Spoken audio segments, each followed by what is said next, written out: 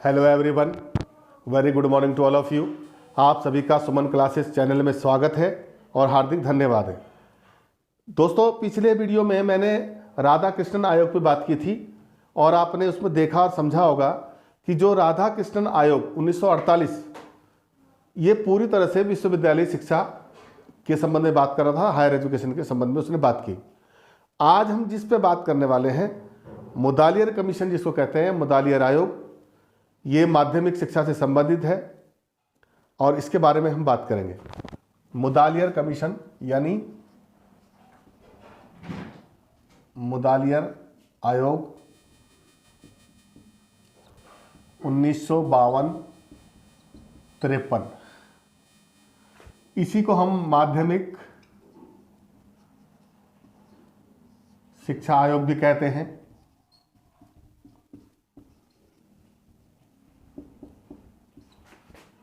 ये दोनों नाम इसी के हैं। पहला तो ये कि ये इसे मुदालियर आयोग क्यों कहते हैं।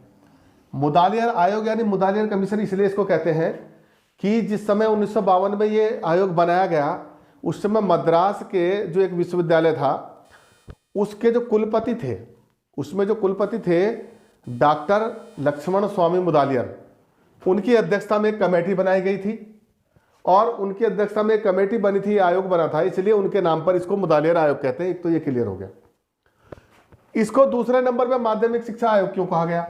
माध्यमिक शिक्षा आयोग इसको इसलिए कहा गया कि इस आयोग का जो उद्देश्य था वो माध्यमिक शिक्षा के स्तर में सुधार, गुणवत्ता में सुधार और माध्यमिक शिक्षा की स्थिति को लेकर के उसके संबंध में सुझाव देने थे।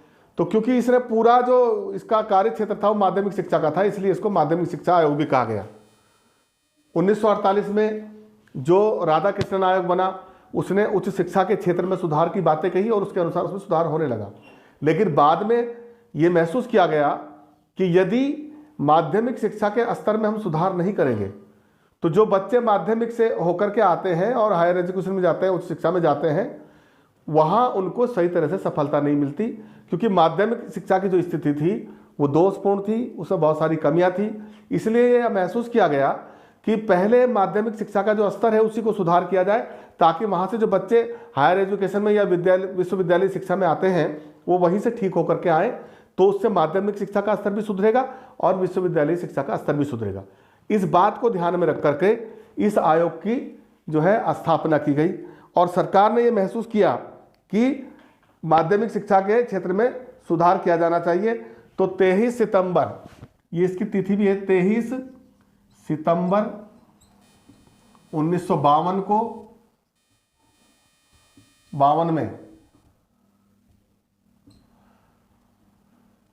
इस आयोग की नियुक्ति की गई डॉक्टर लक्ष्मण स्वामी मुदालियर की अध्यक्षता में, और उसी के नाम पर इसको मुदालियर आयोग भी कहते हैं और माध्यमिक शिक्षा आयोग भी इसी को कहते हैं। इसको क्या क्या था इसका कार्य, इसको तत्कालीन भारत में माध्यमिक शिक्षा की क्या स्थिति है, उसमें क्या क्या भावी सुधार की संभावनाएं हैं, क्या क्या उसमें परिवर्तन किए जा सकते हैं और जो कमियां हैं वो क्या क्या है, उनको दूर किया जाना है, इन सारी चीज़ों को पूरे भारत में माध्यमिक शिक्षा के संबंध में अपनी रिपोर्ट देनी थी और ये उसका कार्य क्षेत्र था माध्यमिक शिक्षा आयोग का। और जो इसके उद्देश्य थे प्रमुख रूप से कि इसको करना क्या है, उन पर मैं थोड़ी चर्चा करना चाहूँगा। प्रमुख रूप से किन विषयों पर फोकस करना चाहता हूँ, आप इसको नोट करना चाहें तो कर सकते हैं। एक लाइन में मैं लिखवा देता हूँ। आयोग के प्रमुख उद्देश्य, आयोग के प्रमुख उद्देश्य क्या थे जिन पर उसे अपनी रिपोर्ट देनी थी। एक तो ये, इसमें ये कि तत्कालीन भारत में माध्यमिक शिक्षा की स्थिति का अध्ययन करना, नंबर 1 पे ये आ जाएगा। तत्कालीन यानी उस समय जब ये आयोग बना 1952 में, तत्कालीन भारत में माध्यमिक शिक्षा की स्थिति का अध्ययन करना,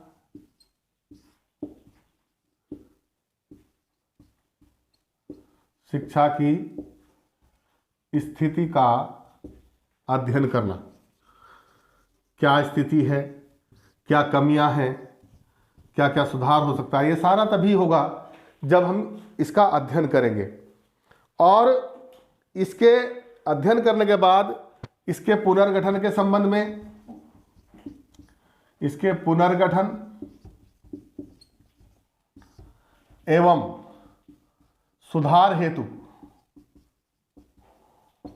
सुझाव प्रस्तुत करना, ये इसका मुख्य उद्देश्य था आयोग का। इस पे बात की गई और इस मुख्य उद्देश्य को ध्यान में रख करके जो लक्ष्मण स्वामी मुदालियर की आयोग की अध्यक्षता में जो पूरी कमेटी बनी, इसमें और भी मेंबर रहते हैं, 15-20 मेंबर होते हैं, किसी में 10-12 भी रहते हैं, किसी में 20 भी रहते हैं, और जो विद्वान लोग साथ में थे, इन सब लोगों ने तत्कालीन भारत की माध्यमिक शिक्षा की स्थिति का अध्ययन किया पूरे देश में, और उसमें कहाँ कहाँ कमियां हैं, कहाँ कहाँ हम सुधार कर सकते हैं, इन सारे रिपोर्ट्स को 1 साल तक इन्होंने तैयार किया। और जब ये पूरी रिपोर्ट इन्होंने तैयार कर ली तो इन्होंने 29 अगस्त 1953 को, अब इसको समझिए, ये 23 सितंबर 1952 में गठित हुआ और इन उद्देश्यों को लेकर इस आयोग ने पूरा लगभग 1 साल काम किया और 29 अगस्त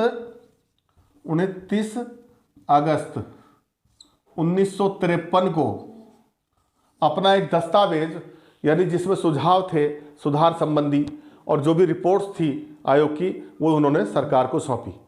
क्या थी ये रिपोर्ट, क्या क्या इसमें कमियां नजर आई, किस बात पे आयोग ने फोकस किया, उस पर मैं चर्चा करता हूँ। आप इसका नोट करना चाहें तो कर सकते हैं, नहीं मैं इसको मिटा देता हूँ, फिर ले लीजिए स्क्रीनशॉट। तो ये मैं मिटा देता हूँ इसको।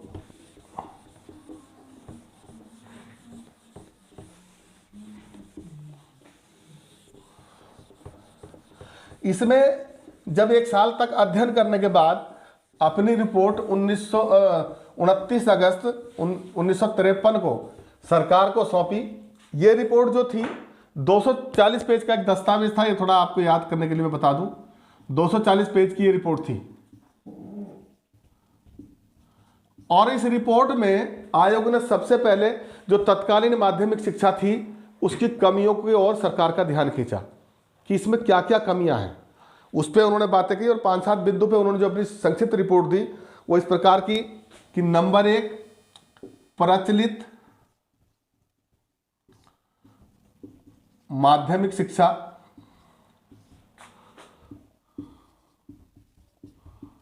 का व्यक्ति के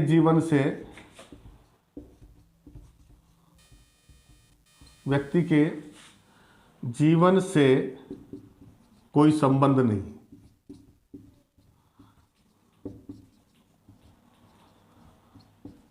कहने का मतलब जो सब्जेक्ट, जो पाठ्यक्रम और जो माध्यमिक स्तर पर जो शिक्षा दी जा रही है वो व्यक्ति के जीवन से संबंधित नहीं है, उसका मानव जीवन में कोई उपयोग नहीं है, ऐसा इन्होंने कहने का प्रयास किया।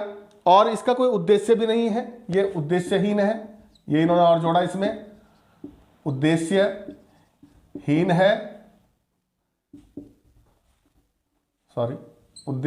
है। और ये भी कहा कि इसका पाठ्यक्रम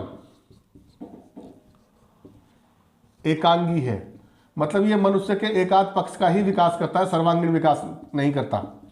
एकांगी का मतलब किसी एक पक्ष का विकास करता है, तो इसमें सर्वांगीण विकास के लिए कोई कार्यक्रम ऐसा नहीं है पाठ्यक्रम में, ये भी इन्होंने इसके बारे में बात की गई।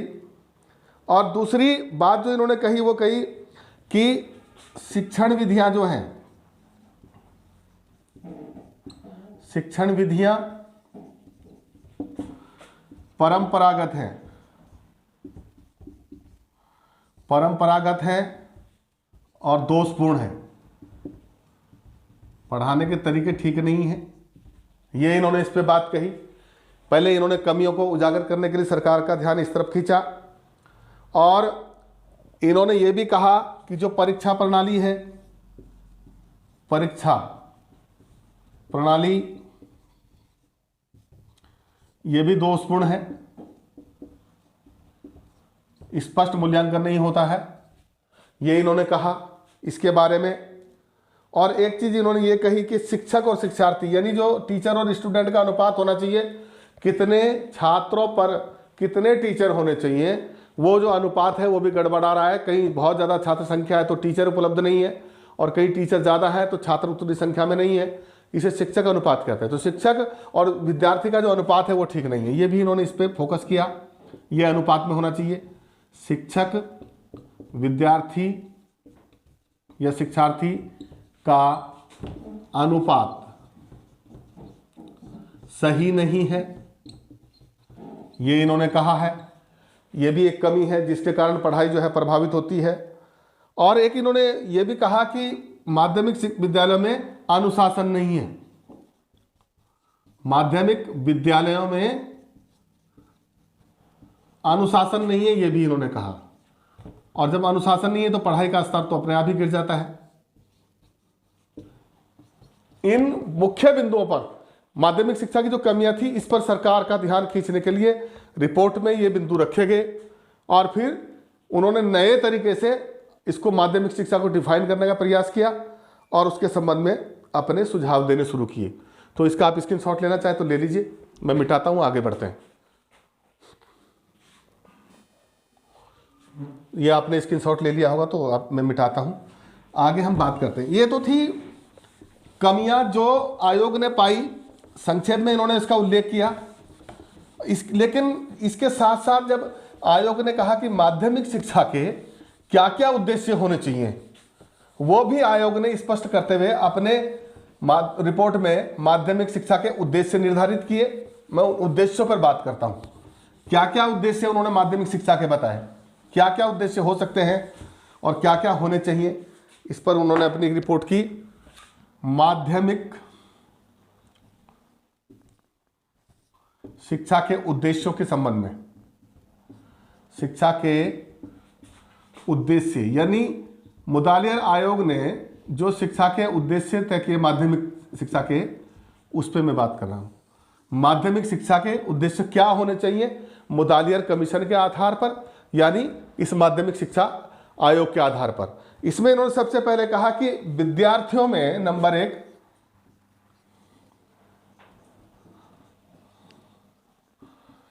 विद्यार्थियों में प्रजातांत्रिक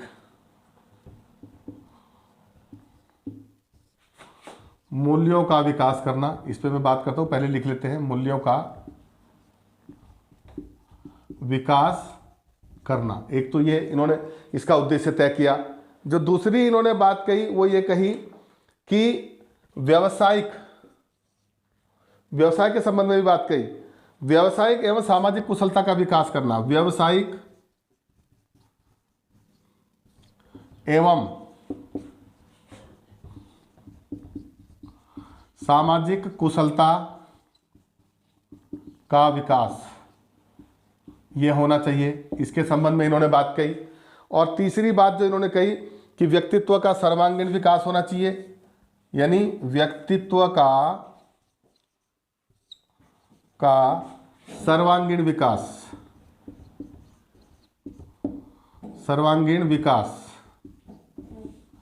ये होना चाहिए, इसके बारे में बात की गई।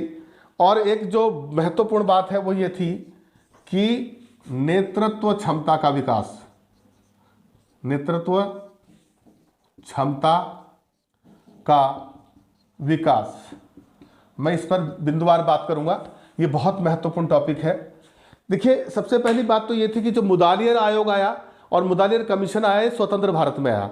इससे पूर्व पहला जो कमीशन था वो राधा कृष्णन कमीशन था स्वतंत्र भारत का, और उससे पहले जिस पर मैंने बहुत सारे वीडियो दिए हैं वो स्वतंत्र भारत के शिक्षा प्रणालियों के वीडियो नहीं थे।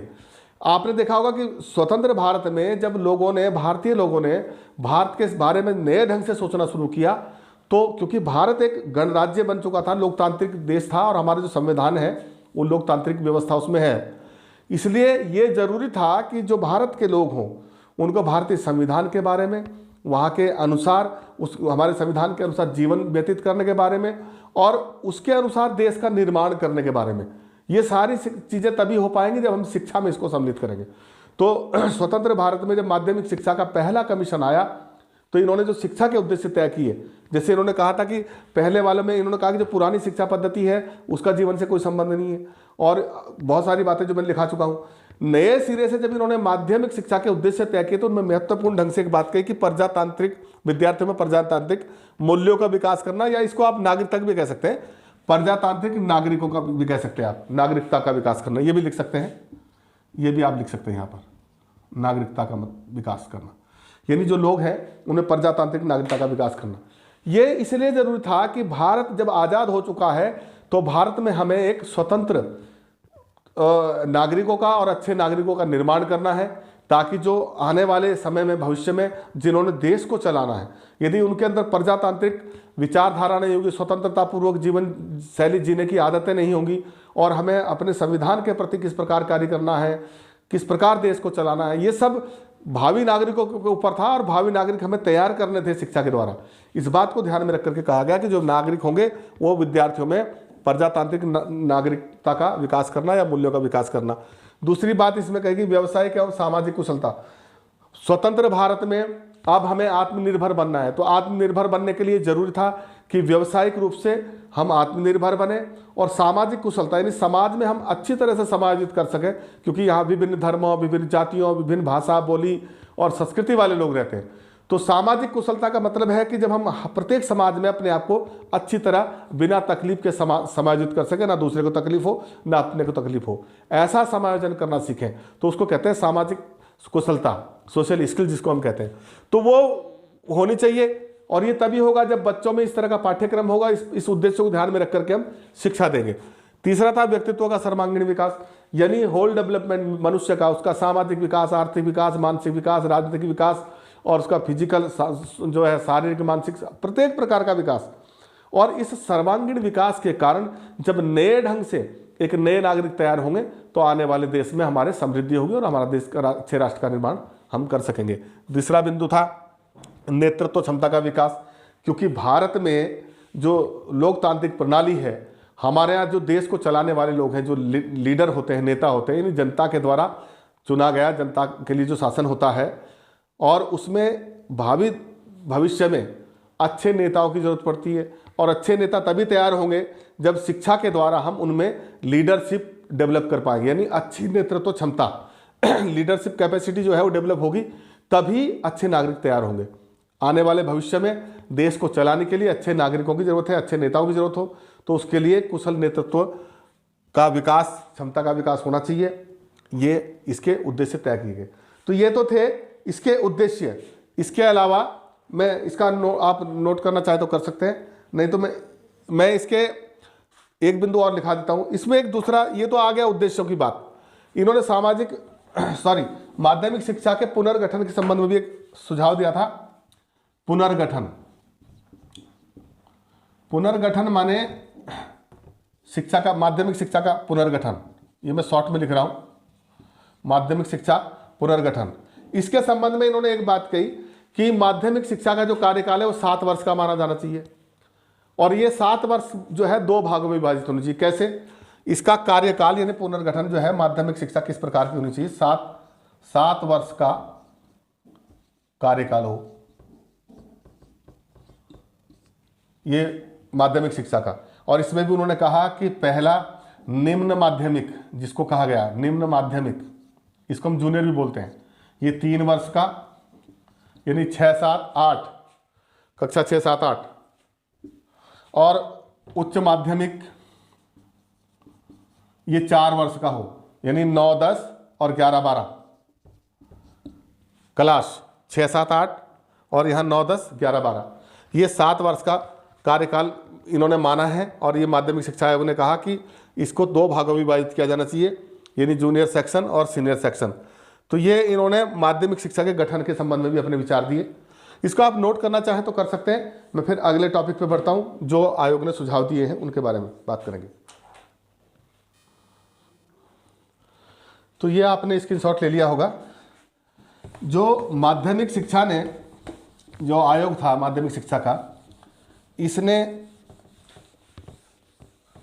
उद्देश्यों के बाद इसके पुनर्गठन संबंधी और अन्य सुझाव दिए। पुनर्गठन पे मैं बात कर चुका हूं। इन्होंने 7 वर्ष का इसका कार्यकाल माना और ये कहा कि इसको 2 भागों में विभाजित कर दिया जाए।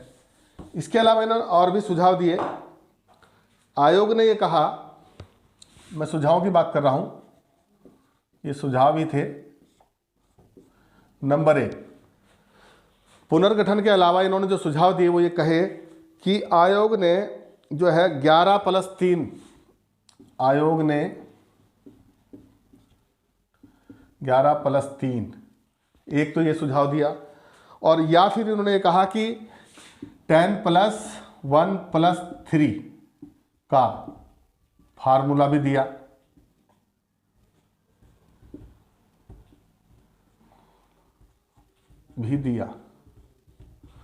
इन्होंने ये कहा कि 11वीं तक ये माध्यमिक शिक्षा में रहा जाए और जो 12वीं क्लास है उसको आगे जाकर के 3 साल का पाठ्यक्रम कर दिया जाए और उसमें 12वीं क्लास उसमें चल जाए। एक तो ये सुझाव दिया। दूसरा इन्होंने कहा कि माध्यमिक शिक्षा 10वीं तक तो है ही, इसके बाद 11वीं की क्लास अलग पढ़ाई जाए और जब 12वीं क्लास मिला के आगे 3 साल का पाठ्यक्रम कर दिया जाए बीए वाले में, इसको 12वीं को वहाँ कर दिया जाए। दोनों में से जो भी ठीक हो वो कर दिया जाए। ये दोनों सुझाव इन्होंने दिए। एक तो ये इन्होंने पुनर्गठन के संबंध में बात कही। दूसरी बात इन्होंने ये कही कि उच्च माध्यमिक स्तर पर, यानी इंटर हाई स्कूल में उच्च माध्यमिक स्तर पर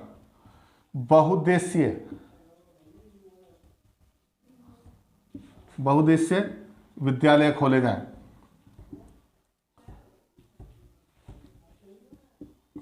ऐसे विद्यालय जो बहुउद्देशीय हों, उनका उद्देश्य बहुउद्देशीय हो, कई उद्देश्यों को लेकर काम करें, तो जिसको जिस उद्देश्य के लिए पढ़ाई करनी है वो उस संबंध में अपनी पढ़ाई कर सके, इसके लिए उन्होंने बहुउद्देशीय स्कूल खोलने का सुझाव दिया।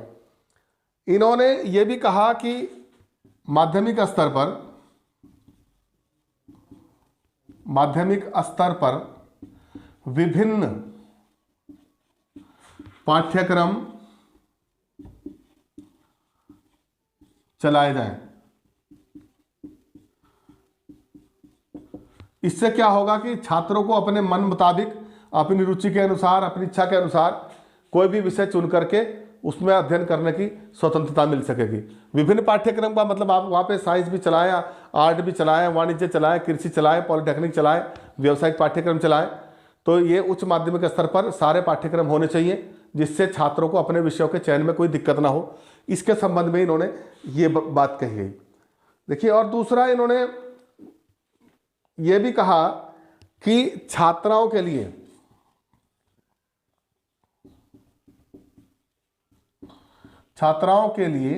अलग से स्कूल खोले जाएं, अलग विद्यालय खोले जाएं। यह भी इन्होंने सुझाव दिया, क्योंकि तत्कालीन जो सामाजिक परिस्थिति थी वो इस प्रकार की थी कि बालक और बालिकाओं को एक साथ विद्यालय भेजने में कई बार सामाजिक दिक्कतें आ रही थी, उससे स्त्री शिक्षा प्रभावित हो रही थी। बहुत सारी बालिकाएं जो पढ़ना चाहती थी वो पढ़ नहीं पा रही थी। इसलिए सुझाव दिया गया कि ऐसा क्षेत्र जहां बालिकाएं पढ़ना चाहती हैं और वो बालकों के साथ नहीं पढ़ना चाहती, तो उनके लिए अलग से उच्च माध्यमिक स्तर पर बालिका स्कूल खोले जाए, जिससे उनको भी शिक्षा के अवसर मिल सके। ये भी आयोग ने इसमें एक सुझाव दिया। और ये भी कहा गया कि जहां पर ऐसी जगह है कि संख्या लड़कियों की ज़्यादा है वहाँ खोले जाएं, और यदि कहीं ऐसी स्थिति है कि बालकों के स्कूल में ही जाना चाहें तो सहशिक्षा के, उसको बोलते हैं सहशिक्षा, यानी एक साथ बालकों वाले स्कूल में भी उनको जाने के लिए प्रेरित किया जाए, ताकि धीरे धीरे ये सामाजिक बुराई खत्म हो और बालक बालिका एक साथ स्कूल में जा सकें। उसके लिए भी इन्होंने सुझाव दिया। तीसरी बात इन्होंने ये कही कि शारीरिक और मानसिक रूप से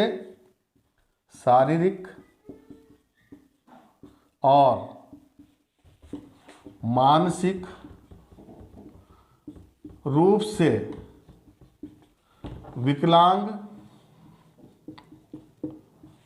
बच्चों के लिए अलग स्कूल खोले जाए, अलग से विद्यालय खोले जाएं। ये भी इन्होंने कहा। ये इसलिए कि कोई बच्चा शारीरिक से अपंग है लेकिन उसे शिक्षा मिलनी चाहिए, उसका जन्मसिद्ध अधिकार है। ये बहुत जरूरी है कि प्रत्येक बच्चा जो देश में जन्म ले रहा है वो शिक्षा से वंचित ना रहे, उसके लिए जैसी उसकी परिस्थिति है उस तरह की व्यवस्था की जाए। यदि शारीरिक मानसिक रूप से विकलांग बच्चे हैं तो उनके लिए उसी प्रकार ट्रेनिंग देने वाले टीचरों की व्यवस्था की जाए और उनके लिए एक अलग स्कूल खोला जाए ताकि वो शिक्षा ग्रहण कर सकें। ये भी इसमें सुझाव दिया गया। और एक बात और जो इसमें कही गई वो ये कही गई कि अधिक से अधिक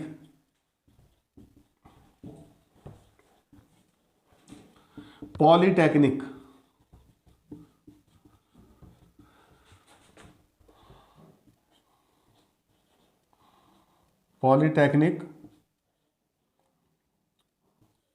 विद्यालय खोले जाएं।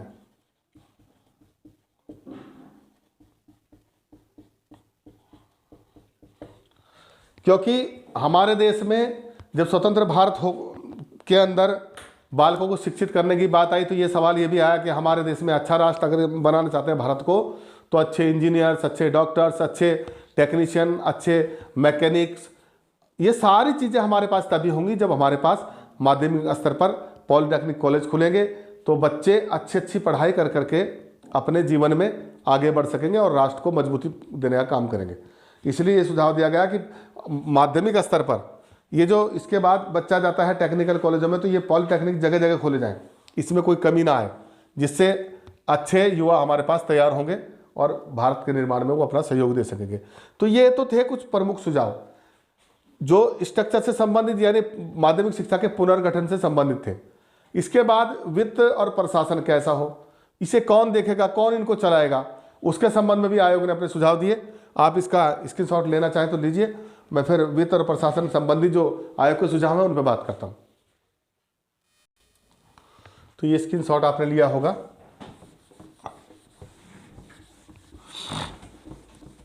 आयोग ने पुनर्गठन के साथ साथ ये भी सुझाव दिया कि जो माध्यमिक शिक्षा है उसकी देखरेख कौन करेगा, उस पर उसको कौन चलाएगा, प्रशासन और वित्त संबंधी कहाँ से पैसा आएगा, इस सब के बारे में अपने सुझाव दिए। तो अगर मैं इसको कहूँ तो इसमें सुझाव मतलब वित्त एवं प्रशासन संबंधी, प्रशासन, इसके बारे में आयोग ने बात की गई। आयोग ने यह भी कहा कि भाई वित्त कैसे देखा जाएगा, इसका प्रशासन कौन देखेगा। तो इन्होंने कहा कि नंबर 1 इन्होंने कहा माध्यमिक शिक्षा का जिम्मा या की जिम्मेदारी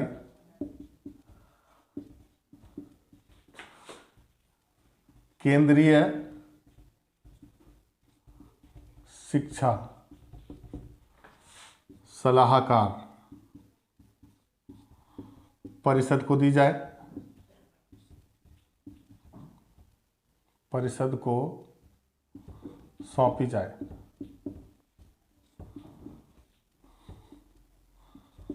सौंपी जाए, ये इन्होंने कहा कि जो केंद्रीय शिक्षा सलाहकार समिति है वो इसका जिम्मा उठाए और वो जिसको हम CABE कहते हैं, CABE यानी कि central advisory board of education, ये भी कह सकते हैं। तो इसको इसकी जिम्मेदारी की बात इन्होंने सौंपने का सुझाव दिया आयोग ने और ये कहा कि इसको बड़े अच्छे ढंग से चला सकती है, इनको ही दिया जाए। दूसरे इन्होंने एक बात और कही कि प्रत्येक राज्य में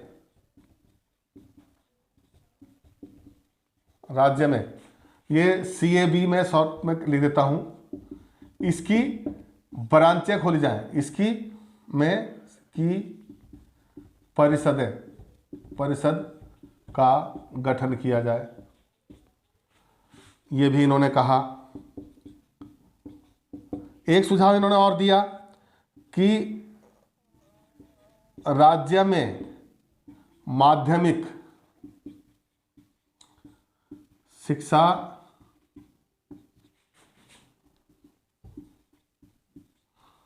परिषद या बोर्ड जिसको कहते हैं का गठन किया जाए। यानी ये भी सुझाव दिया आयोग ने कि प्रत्येक राज्य में CABE की एक ब्रांच हो और वो इसकी जिम्मेदारी उठाए और प्रत्येक राज्य में माध्यमिक शिक्षा परिषद यानी जैसे स्टेट का जो बोर्ड होता है उसका गठन किया जाए जो इनकी परीक्षाएं लेने का काम और डिग्रियां देने का काम करेगा। और ये आपस में तालमेल से इसको काम को करें। एक तो इन्होंने इसके संबंध में ये बात कही गई। और दूसरी बात इन्होंने कही कि जो सरकारी और गैर सरकारी यानी शासकीय और अशासकीय है, दो शब्द आते हैं यहाँ पर, अशासकीय एवं शासकीय, दोनों प्रकार के विद्यालयों में निरीक्षण अनिवार्य किया जाए। ये इसलिए कि जो शासकीय अशासकीय को समझ लीजिए कि दो तरह के, एक तो गवर्नमेंट के डायरेक्ट जिनको कॉलेज गवर्नमेंट चलाती है, दूसरे कॉलेज वो विद्यालय जो किसी समिति या प्रबंधन कमेटी के बने होते हैं मगर सरकारी पैसे से चलते हैं और सरकारी नियमों के अनुसार चलते हैं। तो वो अशासकीय विद्यालय और शासकीय दोनों में निरीक्षण पद्धति रहनी चाहिए अनिवार्य रूप से। वहाँ पर पैनल इंस्पेक्शन, जैसे जिला विद्यालय निरीक्षक जिले में हो, पूरे जिले में वो जाए, सारे स्कूलों का निरीक्षण करे, समय समय पर काम ठीक हो रहा है कि नहीं हो रहा है, विद्यालय का जो पठन पाठन किस प्रकार से हो रहा है, इसका भी इन्होंने सुझाव दिया कि निरीक्षण अनिवार्य किया जाए। और ये उसमें तभी चलेगा जब बार बार निरीक्षण होगा तो विद्यालय अच्छी तरह से संचालित होंगे। वित्त के संबंध में इन्होंने एक बात और कही कि जो माध्यमिक शिक्षा है, माध्यमिक शिक्षा के वित्त का मतलब ये खर्चे का जो है का उत्तरदायित्व केंद्र एवं राज्य सरकार को सौंपा जाए। यानी जो भी स्टेट की जो गवर्नमेंट है वो प्लस केंद्र सरकार, ये दोनों आपस में 50-50 या 25% 75% या 60% या 40% जो भी इनकी सहमति बने, आपस में संयुक्त रूप से खर्चा इसका करें और उस खर्चे के द्वारा इस शिक्षा की व्यवस्था करें। ये वित्त और प्रशासन संबंधी आयोग ने सुझाव दिए थे।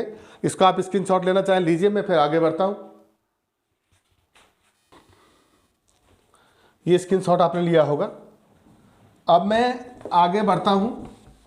ये तो इन्होंने इसके वित्त और प्रशासन के बारे में बताया। आयोग ने, जो माध्यमिक शिक्षा आयोग है, इसने पाठ्यक्रम के बारे में भी सुझाव दिया अपना कि माध्यमिक शिक्षा का पाठ्यक्रम कैसा हो, उसके बारे में बात गया। पाठ्यक्रम संबंधी सुझाव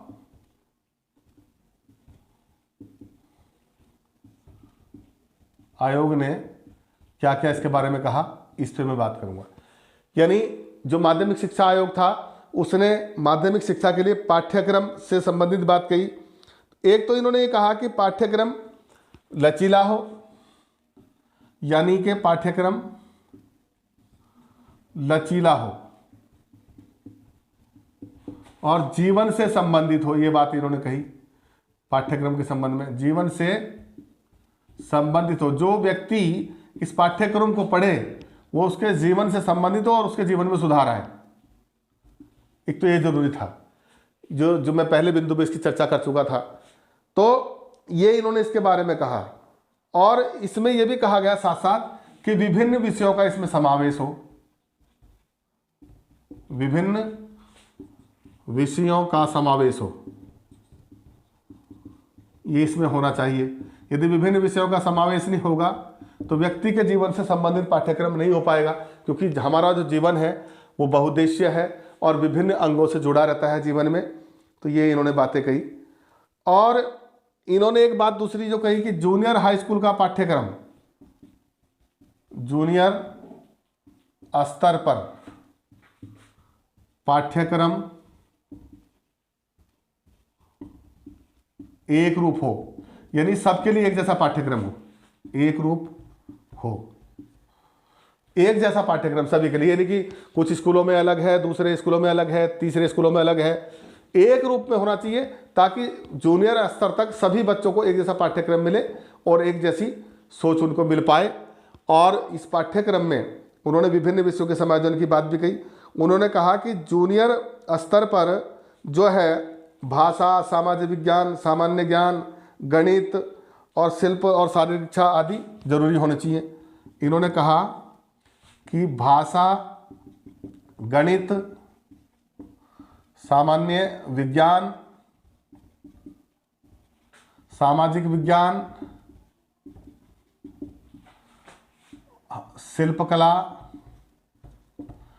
शिल्पकला और स्वास्थ्य शिक्षा अनिवार्य हो, ये जरूर होने चाहिए। ये इसलिए कि भाषा का विकास जब तक नहीं होगा वो आगे नहीं बढ़ पाएगा। गणित उसे थोड़ी बहुत आनी चाहिए उसके व्यक्तिगत जीवन के लिए, सामान्य विज्ञान की जानकारी होनी चाहिए, सामाजिक विज्ञान की जानकारी होनी चाहिए, शिल्प कला से वो जुड़ा हुआ होना चाहिए, और स्वास्थ्य संबंधी शिक्षा बिल्कुल अनिवार्य रूप से होनी चाहिए ताकि वो अपने स्वास्थ्य के बारे में जागरूक रह सके। ये इन्होंने इसके बारे में, पाठ्यक्रम के बारे में अपनी बात कही। और इन्होंने जो है आयोग ने उच्च माध्यमिक स्तर पर जो विषय थे, स्ट्रीम होती है, उसको 7 भागों में बांटा। उच्च माध्यमिक स्तर पर आयोग ने पाठ्यक्रम को 7 वर्गों में बांटा। 7 भागों में या वर्गों में, एक ही बात है, में बांटा। देखिए एक तो ये, इसमें उन्होंने जैसे कहा पहले कि मानव विज्ञान शास्त्र, विज्ञान, तकनीकी, अलग अलग, जैसे इसको हम लिख लेते हैं मानव विज्ञान शास्त्र, दूसरा हो गया आपका विज्ञान, तीसरा तकनीकी,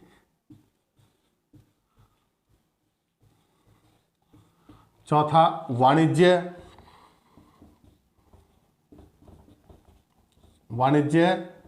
पांचवें में कर लीजिए कृषि। ये अलग अलग इन्होंने बातें कही गई हैं, और इसमें इन्होंने ललित कला और गृह विज्ञान को भी जोड़ा। 6 में ललित कला और 7वां गृह विज्ञान। ये इन्होंने 7 वर्ग बनाए। जैसे आपने देखा होगा हाई स्कूल में एक आर्ट साइंस वर्ग, कॉमर्स साइड अलग होती है, फिर एक टेक्निकल जो एजुकेशन है वो अलग है, व्यावसायिक पाठ्यक्रम है वो अलग हो जाते हैं। और ये सारे 7 वर्गों में बांटने का मतलब ये कहा आयोग ने कि जब ये विभिन्न प्रकार के विषय होंगे तो छात्रों को कहीं भी ये दिक्कत नहीं आएगी।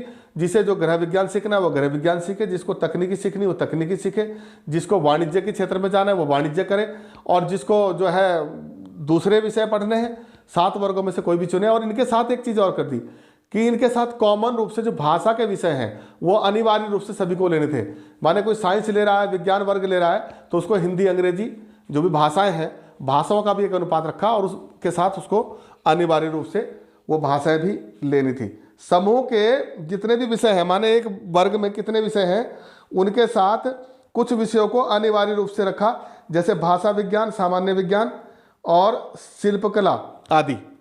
ये सारे इनके साथ, समूह के साथ अनिवार्य रूप से कर दिए गए। तो ये तो बात हुई पाठ्यक्रम संबंधी, जिसमें हमने माध्यमिक शिक्षा के जो आयोग था इसके पाठ्यक्रम संबंधी सुझाव पर चर्चा की। आप इनका स्क्रीनशॉट लेना चाहें तो ले सकते हैं। मैं आगे बढ़ता हूँ, फिर मिटाते हैं इसको। तो ये पाठ्यक्रम संबंधी सुझाव थे आयोग के। आयोग ने प्रत्येक स्तर पर अपने सुझाव दिए। मैं संक्षेप में थोड़ा सा इसको, क्योंकि बहुत ज़्यादा लंबा हो जाता है वीडियो, फिर बोर होता है आदमी, तो मैं आपको थोड़ा सा इसके मुख्य बिंदु पर चर्चा करते हुए आगे बढ़ता हूँ। इन्होंने शिक्षण विधियों के बारे में भी कुछ बात कही। शिक्षण विधियाँ क्या होनी चाहिए? शिक्षण विधियाँ, मैं इसको लिखाऊंगा नहीं, थोड़ा सा आपको समझाता चलूँ। शिक्षण विधियाँ, इन्होंने कहा कि शिक्षण विधियाँ किस प्रकार की होनी चाहिए। शिक्षण विधियों के बारे में बात करते हुए कहा शिक्षक और शिक्षार्थी के मध्य अंतःक्रिया होते रहनी चाहिए। यानी जब कोई टीचर पढ़ाए क्लास में, तो जो छात्र सामने बैठे हुए हों वो एक दूसरे की बात को अच्छी तरह समझें और उनके बीच अंतःक्रिया होनी चाहिए। यानी टीचर अपनी बात को जो संप्रेषण कर रहा है, जो पाठ्य सामग्री या पाठ्य वस्तु प्रेषित कर रहा है, छात्र उसे ग्रहण करे और एक दूसरे के बीच अंतःक्रिया जारी रहे, इस प्रकार की शिक्षण विधि होनी चाहिए। दूसरी बात इन्होंने कही शिक्षण विधियों के संबंध में कि पाठ्यक्रम सहगामी क्रियाएं या जो शिक्षण सामग्री जिसको हम बोलते हैं, पाठ्यक्रम सहगामी क्रियाएं अलग होती हैं जिनको हम पाठ्यक्रम के साथ विद्यालय में करते हैं। खेल कूद हो गया, एनसीसी हो गया और बहुत सारी चीज़ें हैं। लेकिन जो शिक्षण सामग्री है वो केवल शिक्षण के समय काम आती है। जैसे पढ़ाते समय कौन कौन सी सामग्री ऐसी है जो पाठ्यक्रम को प्रभावी बनाएगी। जैसे आपका बोर्ड हो गया, या आपका मार्कर हो गया लिखने का, मैं लिख करके समझा रहा हूँ, सामने कोई कैलेंडर लगा है, पोस्टर लगा है, वो आपकी शिक्षण सामग्री में आएगी। ये सारा जो है आपका कोई, आप जो है स्लाइड से पढ़ा रहे हैं, एडोप्टर लगा है, प्रोजेक्टर लगा है, या रेडियो टीवी के द्वारा आप पढ़ा रहे हैं, ये सारी शिक्षण सामग्रियाँ हैं जिनके द्वारा अपनी बात को आप अच्छी तरह से प्रभावशाली ढंग से प्रेषित करना चाहते हैं। इसका प्रयोग ज़्यादा से ज़्यादा किया जाना चाहिए।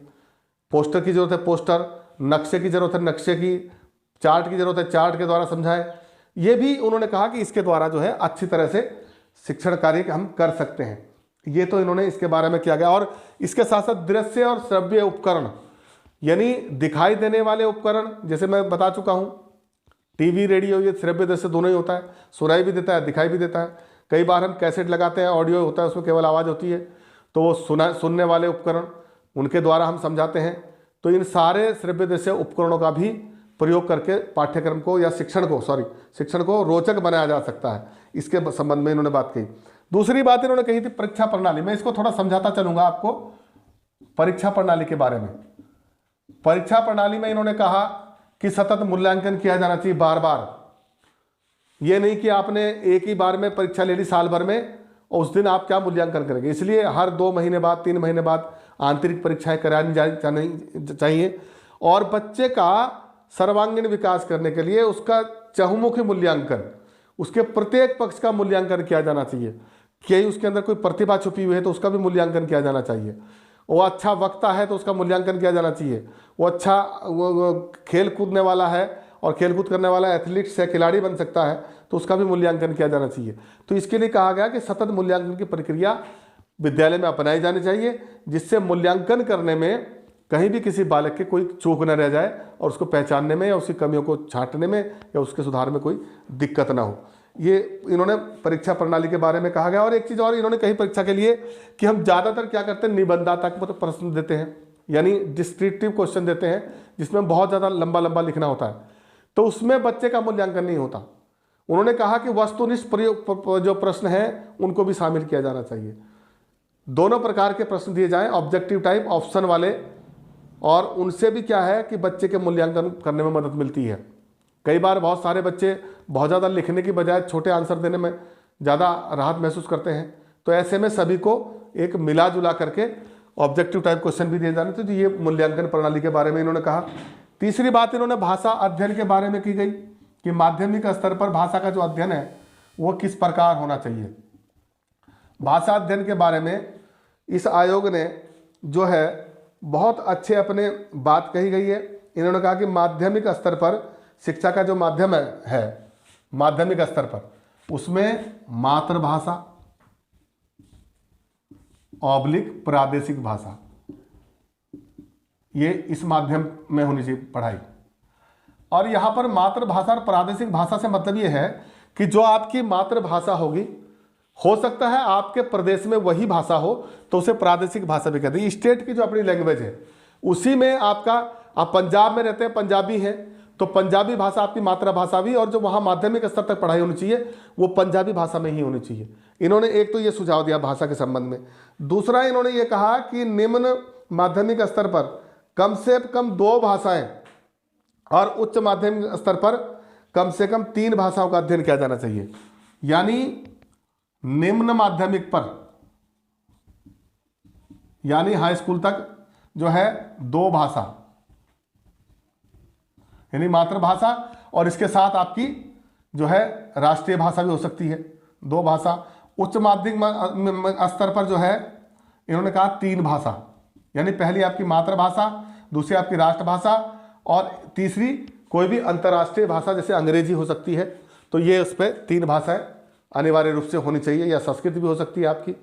हो सकता है कि जिस राज्य में आप रहते हो वहाँ आपकी अंग्रेजी भाषा, जैसे साउथ इंडिया में है वहाँ मातृभाषा जो है मलयालम है, या आपका जो है मद्रासी में जो है चेन्नई में जो है बोली जाने वाली प्रादेशिक भाषा है, तो वहाँ दूसरी भाषा के रूप में अंग्रेजी पसंद करते हैं, तीसरी भाषा के रूप में हिंदी पसंद करते हैं। तो ये अलग अलग है। और जहाँ हिंदी भाषी है वहाँ जो है राष्ट्रीय भाषा हिंदी भी है और अंतर्राष्ट्रीय भाषा अंग्रेजी है। तो ये माध्यमिक और उच्च माध्यमिक स्तर पर इन्होंने इसको ग्रहण करने का सुझाव दिया। तीसरी बात इन्होंने जो कही अगली, ये भाषा के संबंध में हुआ, और बाकी इन्होंने कहा शिक्षक प्रशिक्षण, इसके संबंध में इन्होंने बात कही कि शिक्षक प्रशिक्षण,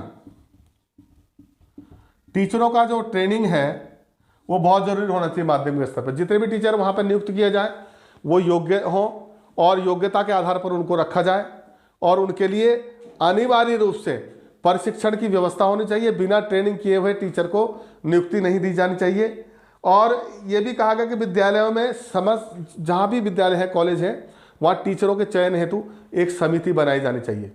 समिति के निर्माण का सुझाव इन्होंने दिया, ये इन्होंने कहा। और ये भी कहा कि शिक्षक का जो ट्रेनिंग का वर्ष है वो 1 वर्ष का रखा जाए पीरियड, और 1 वर्ष की ट्रेनिंग तो कम से कम अनिवार्य हो, 1 वर्ष की कंपलसरी होनी चाहिए, इससे कम तो होनी नहीं चाहिए।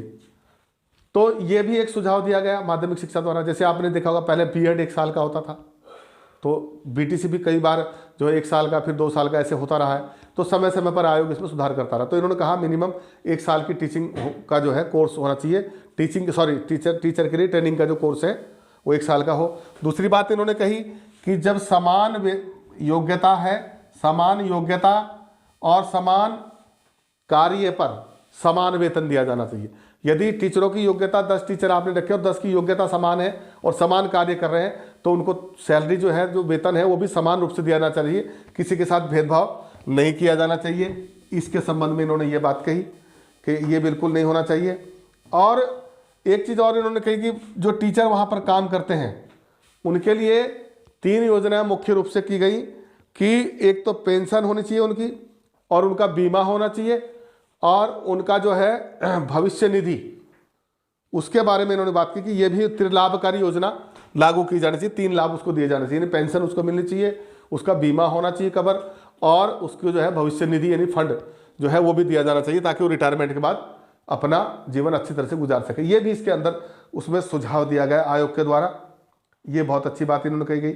और एक दूसरी बात इन्होंने कही कि जो रिटायरमेंट की उम्र है टीचर की वो 58 साल है, इसे 58 से 60 वर्ष कर दिया जाए। तो ये माध्यमिक शिक्षा के संबंध में माध्यमिक शिक्षा आयोग ने जो सुझाव दिए, मैं उन पे बात कर रहा हूँ। इसके अलावा इन्होंने एक सुझाव और दिया माध्यमिक शिक्षा आयोग ने कि प्रत्येक विद्यालय में ये निर्देशन और परामर्श की सुविधा ये अनिवार्य हो, ताकि बालकों को समय समय पर कैरियर काउंसलिंग की जाए, उनको जीवन में वो किस क्षेत्र में अच्छा जा सकते हैं, उनकी कैरियर काउंसलिंग करके उसको उन्हें निर्देशन दिया जा सके, उन्हें गाइडेंस मिले। तो गाइडेंस एंड काउंसलिंग का जो कोर्स है, यानी उसके लिए जो व्यवस्था है, वो कॉलेजों माध्यमिक स्तर पर की जानी चाहिए, जिससे बच्चों को जो है आगे बढ़ने में मदद मिल सके। ये भी इन्होंने एक सुझाव इसके बारे में दिया कि प्रत्येक जगह होना चाहिए। और छात्र कल्याणकारी योजनाओं के बारे में भी इन्होंने बात कही, छात्र कल्याण की योजनाएं, इस पर भी बात की। छात्रों के कल्याण हेतु इन्होंने कहा विद्यालय कार्यक्रम इस प्रकार आयोजित किया जाए कि बालकों का जो है वो सर्वांगीण विकास सही तरीके से हो जाए। इस प्रकार की छात्र क्रियाएं होनी चाहिए विद्यालय के अंदर।